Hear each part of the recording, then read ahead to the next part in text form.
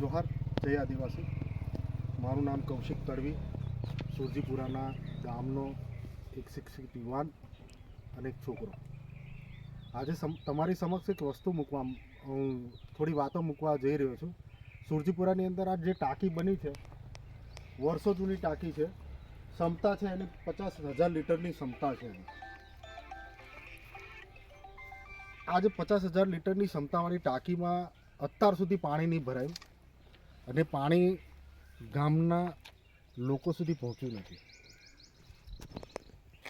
અને ક્યારે પહોંચશે એ પણ નથી ખબર. ઘણી બધી પાર્ટીઓ આવી છે, આવીને જતી રહી, પણ એક પણ વાર ટાંકીની ઉપર પાણી ભરાયું નથી ને લોકો સુધી પહોંચ્યું નથી. લોકો સુધી ઘર સુધી પહોંચાડવામાં આવ્યું નથી પાણી.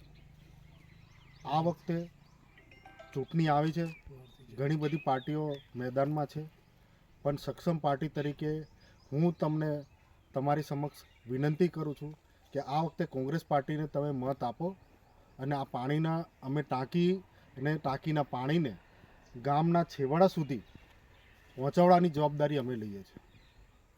એટલે મહેરબાની કરીને જિલ્લા પંચાયતની અંદર જે આપણા ઉમેદવાર છે કપૂરભાઈ ભીલ, એમને તમારો કિંમતી પવિત્ર મત આપીને જીતાડો. હું તમને સાક્ષાત રીતે કહેવા માગું છું કે દરેક ખૂણાની અંદર પાણી પહોંચાડવાની જવાબદારી અમારી રહેશે. અત્યાર સુધી ભારતીય જનતા પાર્ટીને આપણે લાવીને આ ફક્ત ટાંકી બનાવી, આ ટાંકી આપણા પૈસાઓથી બનેલી છે. આ જે ટાંકી બનેલી છે આપણા પોતાના પૈસાઓથી બનેલી છે. આપણે બી વેરો ભરતા હોઈએ છીએ, બધું ભરતા હોઈએ છીએ. એટલે હું એટલું જ કહેવા માંગીશ કે આ ટાંકી જે બનાવી છે એનો ઉપયોગ થાય અને ગામના છેવાડા સુધી, જે ગામના લોકો છે ત્યાં સુધી પાણી પહોંચે અને પાણીનો ઉપયોગ થાય.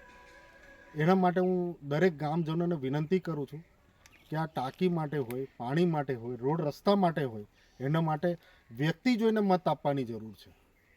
આપણે કોઈ પાર્ટીના નહીં, પણ એક વ્યક્તિ જોઈને મત આપવાની જરૂર છે. કપૂરભાઈ જ્યારે પણ આપણા સમાજને જ્યારે પણ જરૂર પડે છે ત્યારે દેવલિયાની અંદર આપણા લોકો ત્યાં જઈને એમને મળે છે. કોઈ જગ્યા પર એ કોઈ દિવસ ના નથી પાડી.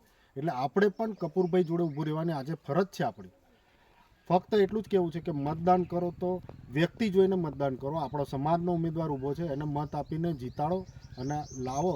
તો આવા જે આપણા જે ખોટા જે પૈસા ખર્ચો કરીને જે ટાંકી વર્ષોથી યુઝ કરવામાં નથી આવી, એનો ઉપયોગ નથી કરવામાં આવ્યો, તે ટાંકીનો આપણે ઉપયોગ કરીને આપણા ગામના લોકોને પાણી મળે અને એનો ઉપયોગ કરીને લોકો પોતાનું જીવન ગુજારે, એ અમારી લોકોને વિનંતી છે.